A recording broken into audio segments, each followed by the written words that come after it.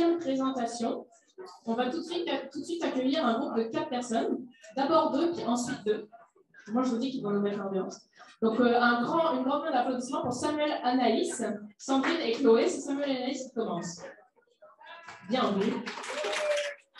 Okay. Allô tout le monde, je m'appelle Samuel, puis je suis accompagné avec Anaïs, Chloé et Sandrine vont répondre à vos questions à la fin de la présentation. Puis, dans la dernière année, on a travaillé sur un projet de recherche qui nous tient beaucoup à cœur. On est toutes des personnes passionnées de lecture, qui ont travaillé sur les bienfaits de la lecture. Puis, ça prend une place importante dans notre vie. Puis on a eu vraiment la chance de pouvoir choisir un sujet qui nous intéresse, qui est rentré dans le cadre du laboratoire de recherche de notre directrice, qui est Andrew Labbé. On la remercie. Puis, c'est ça, on est prêt à vous présenter Combattre l'adversité, un livre à la fois. Avant de commencer, on aimerait savoir, à main levée, en fait, pas à main levée, répondez à notre question, s'il vous plaît. On aimerait savoir, selon vous, quels sont les bienfaits qu'on peut retirer de la lecture? C'est une grosse question, hein? La lecture, pas lecture école, là, lecture plaisir. Là. Oui? Augmenter son vocabulaire. Bonne réponse, bonne réponse. Oui? S'échapper. S'échapper. OK, s'échapper du monde réel, de la réalité. Parfait. Est-ce qu'on peut s'identifier au personnage? C'est ça. C'est 10 points pour répondant. Oui, s'identifier au personnage, c'est ça. Donc, dans le fond, tout au long de la présentation, on va tenter de répondre à ces questions-là avec les résultats de notre recherche. OK. Donc, ce qui est important de savoir, c'est que quand on va parler, dans le fond, de lecture d'œuvres littéraires fictives, on fait vraiment référence à de la littérature fictive, en fait. Donc, mettons Les Chevaliers d'Émeraude. Un livre qui n'a vraiment pas été écrit dans le but d'apporter des bienfaits directement, comme ça pourrait être le cas avec un guide d'auto-soin, genre guérir l'anxiété pour les nuls. On s'intéresse vraiment aux bienfaits qui sont involontaires, mettons.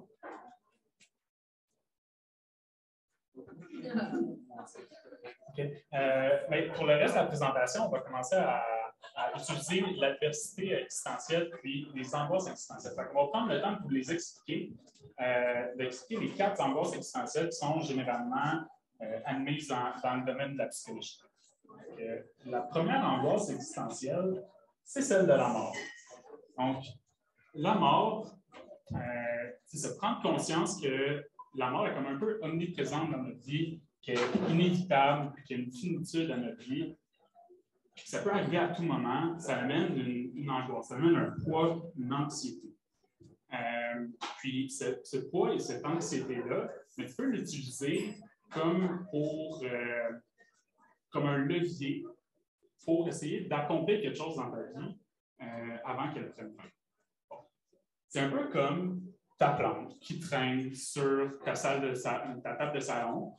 Tu la regardes sécher, puis il faut comprendre qu'avec la mort qui est présente autour de nous, on a tendance à juste tasser d'idées. On ne veut pas de ça dans notre vie, on essaie de la mettre loin et de l'éviter. Mais c'est comme ta plante. Genre, tu la laisses sécher, puis à un moment donné, tu as une petite anxiété, une petite angoisse à loin, il faudrait qu'il mette de l'eau. Puis à un moment donné, l'angoisse est suffisamment élevée pour que tu prennes ton arrosoir et que tu ailles nourrir un peu ta plante pour qu'elle survive. Voilà. La deuxième angoisse existentielle, c'est celle de la solitude. On est tous fondamentalement seuls. Personne ne peut nous comprendre comme on se comprend soi-même. C'est tragique. Ouais. Mais c'est un peu ça quand même. Puis, c'est ça. Même si on a un chum, une blonde, une personne vraiment importante dans notre vie qui passe beaucoup de temps avec nous, on peut se sentir incompris même avec cette personne-là parce qu'on est les seuls à avoir vécu notre existence comme on l'a vécu dans notre corps, dans notre tête. Donc, personne ne peut me comprendre comme on se comprend soi-même. Voilà. Parfait. Donc, pour ce qui est de la troisième angoisse existentielle, c'est l'angoisse de la liberté. En fait, la liberté, ça vient avec le fait, c'est super beau, c'est un concept qui est vraiment le fun, mais ça vient aussi avec un poids. Puis dans le fond, le poids, c'est qu'on doit assumer, puis on est les seuls qui sont fondamentalement responsables de nos choix. Donc, en fait, là, sur la photo, on voit une personne qui est en voyage backpack. C'est super, elle va découvrir de nouveaux pays, elle va sûrement rencontrer de nouvelles personnes, elle va peut-être même se découvrir elle-même, mais on ne se cachera pas que ça vient avec un certain poids, en fait.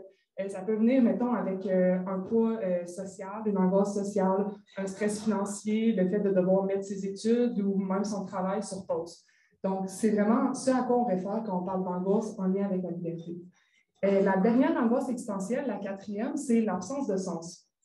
En fait, l'absence de sens, c'est celle qui découle des trois autres, puis c'est le fait de dire que fondamentalement, la vie n'a pas de sens. Bon, ce que je veux dire par là, encore là, ça peut sonner trash, mais c'est le fait qu'elle n'a pas un sens commun. Elle n'aura pas le même sens pour moi que pour Samuel.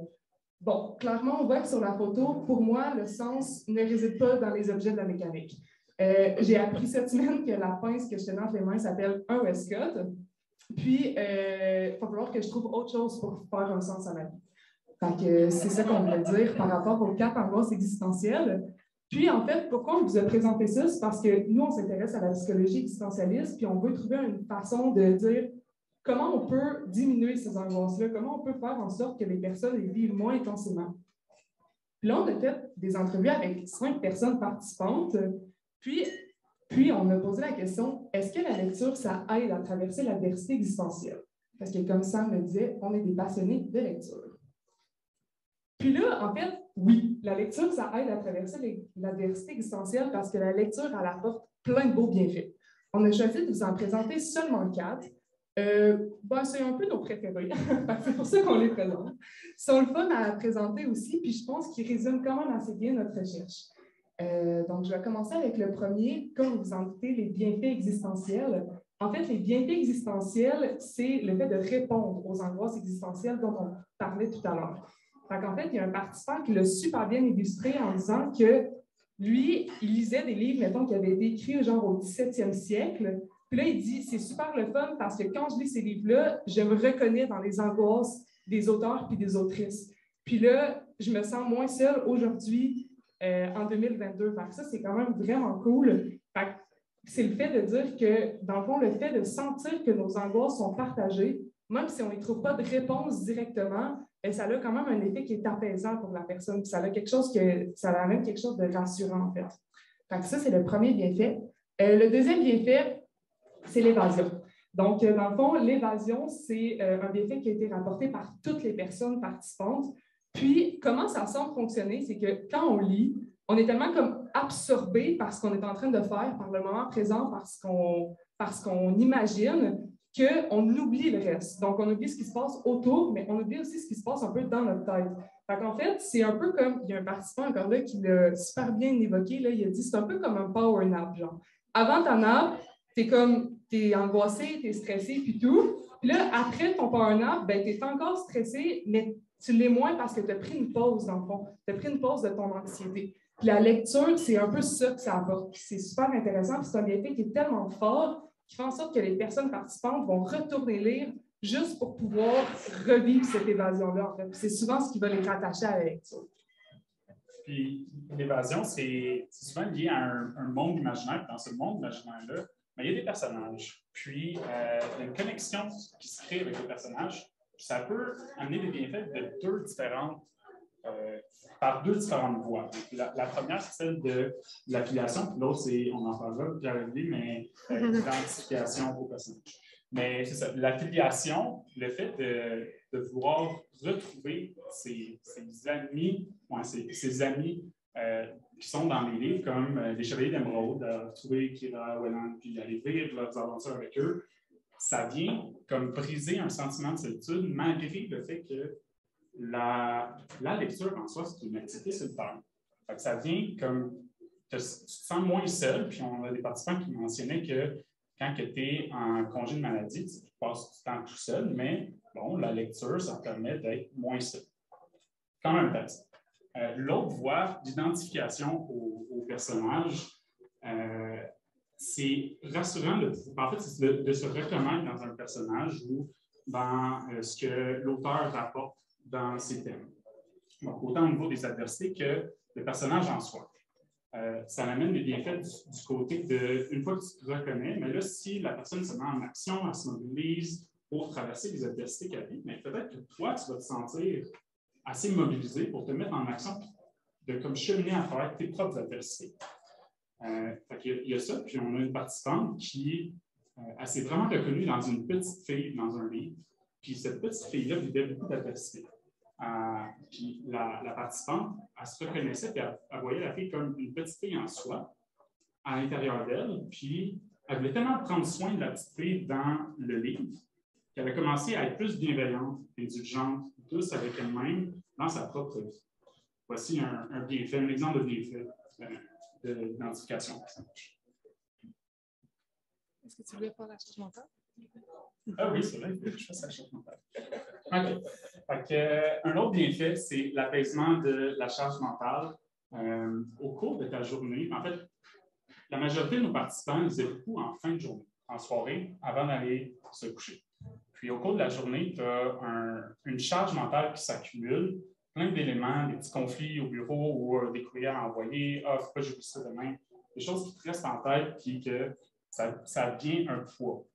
Lire en fin de soirée, ça vient comme apaiser ça, ça vient évacuer cette charge mentale-là. Ça fait du bien. On parlait d'une bulle de calme, d'une zone tampon, comme une transition vers le sommeil qui est apaisante. Donc, voici un autre bienfait.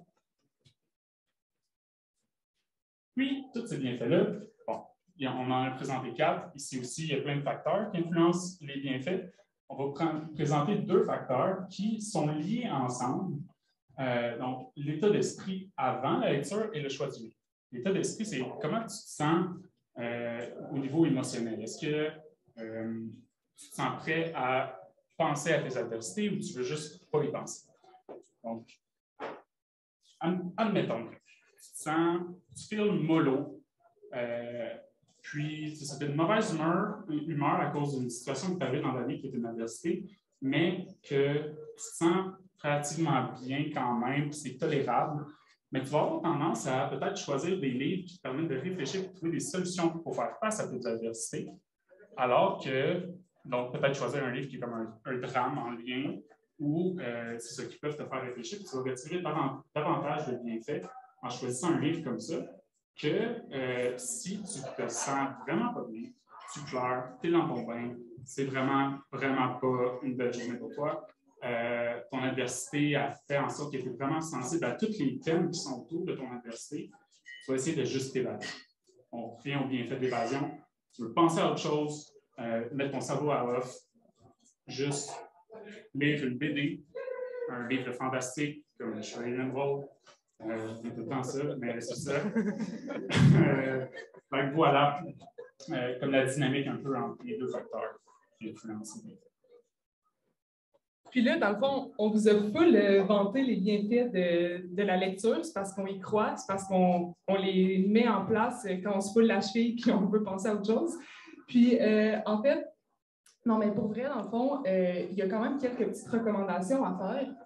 Trop s'évader, c'est comme pas assez. Qu'est-ce qu'on veut dire par là? En fait, il y a une personne participante qui nous a mentionné le fait que l'évasion était tellement puissante et était tellement importante dans sa vie qu'elle avait tendance à l'utiliser comme moyen de fuite de sa propre vie. Donc, peut-être juste être sensible à ça et faire attention à ça pour ne pas non plus tomber dans un extrême. Puis la deuxième, c'est une bulle de calme, ça a son charme. On a beaucoup de participants et participantes qui mentionnaient se créer une bulle de calme pour lire. Puis les bienfaits semblent venir un peu de ça. Fait qu'on vous encourage, on vous recommande à essayer d'aller exploiter ces bienfaits-là puis de créer votre propre bulle de calme autour de la lecture. Voilà, puis on va laisser Chloé et Sandrine répondre à vos questions. Puis les suggestions, les pistes de réflexion, tout ça. Voilà. Merci beaucoup à tous les 2 pour cette super présentation. C'est très intéressant. Moi, comme une fan d'Harry Potter, je suis vraiment intéressée par ce que vous êtes en train de dire. Est-ce qu'on aurait des questions de la part de l'auditoire? Encore une fois, je vous invite à venir directement au micro. Mais s'il n'y en a pas pour le moment, moi, je peux vous en poser une, les filles. C'est à savoir, est-ce que vous pensez augmenter le nombre de participants de votre étude? C'est comment, en fait, vous voyez la suite de ce projet-là que je trouve vraiment hyper intéressant. Ben oui, dans le fond, on avait dit qu'on a fait notre étude à partir de 5 participants. Pour l'instant, on a fait cette recherche-là dans le cadre d'un cours.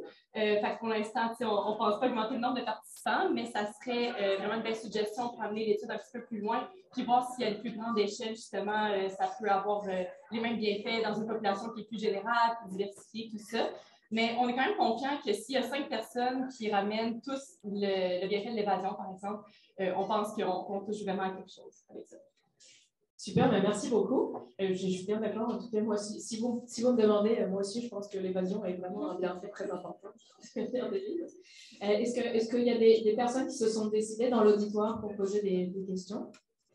Sinon, je vais continuer avec une deuxième. Oh, ben parfait. Vas-y, Renato, je te laisse aller au micro. Salut, merci beaucoup pour votre présentation. Donc, juste une question parce que vos participants, j'imagine que c'était plus pour de volontariat, donc ils ont fait. Donc, c'était des personnes qui, à la base, ils aimaient bien lire peut-être, ou est-ce que comment vous voyez ça? Est-ce que ça peut mettre en erreur les résultats? Oui, absolument. Fait que ça, c'est un biais qu'on savait qu'on aurait dans la recherche. On allait vraiment chercher des volontaires. C'est sûr qu'on allait trouver des gens qui aimaient la lecture à la base, peut-être pas des gens qui lisent un livre dans leur vie au primaire ou au secondaire. Mais on le savait, puis en même temps, on essayait de répondre à une question comme combattre l'adversité existentielle. Il faut quand même avoir un certain intérêt pour les livres parce que quelqu'un qui s'est obligé à lire un roman au secondaire, ça ne sera sûrement pas ça son moyen de combattre son adversité. Fait que oui, effectivement, ça peut amener comme un petit biais. Tous nos résultats vont être concentrés vers les gens qui aiment la lecture. Mais c'est admis, puis ça, c'est le genre de choses qu'on parle dans notre discussion, dans le document scientifique. Là. Mais oui, c'est une très bonne question. Merci. Merci beaucoup, Renato, pour la question. Moi, je vais terminer avec une petite dernière, à moins qu'il y ait quelqu'un de l'auditoire qui se décide, mais sinon, je vais... Parfait. Je me demandais, est-ce que vous avez éventuellement regardé s'il y avait une corrélation entre le genre, justement, d'ouvrages qui sont lus versus les conclusions que vous pouvez en tirer ou ce qui a été rapporté par les personnes participantes? On a eu beaucoup de pistes de réflexion à ce sujet-là, entre autres sur la capacité de visualisation. Ça a moins été peut-être rapporté par les participants, mais des fois, la façon vraiment de s'imaginer qu'on est dans le livre, ça peut influencer à quel point on aime ça lire, disons, des romans fantastiques versus quelqu'un qui a de la misère un peu à voir ce qui est écrit. Il va peut-être aimer plus des choses que c'est des concepts, de la philosophie théorique. Je ne sais pas si c'est un peu clair pour tout le monde, mais tu sais, Sandrine, elle peut peut-être en parler un peu, elle s'y connaît. Oui, c'est ça, on a eu la piste de réflexion parce que justement, dans notre équipe, on s'est rendu compte qu'on n'avait pas tous la même capacité de visualisation dans notre tête. Il y en a qui vont lire puis voir les images de façon très, très vive. Puis on a une participante en particulier qu'elle, quand elle lit, c'est comme si elle s'imaginait un film. Fait que ça lui permettait vraiment de s'évader très, très, très facilement versus quelqu'un qui ne s'imagine pas nécessairement, qui ne se fait pas facilement des images mentales. Ces personnes-là, peut-être que le fantastique et tout, ça va peut-être moins les rejoindre parce que des scènes de bataille, des choses comme ça ne va pas permettre une évasion de ce côté-là. Par contre, la poésie qui n'amène pas nécessairement des images mentales qui sont fortes, ça pourrait venir rejoindre ces personnes-là.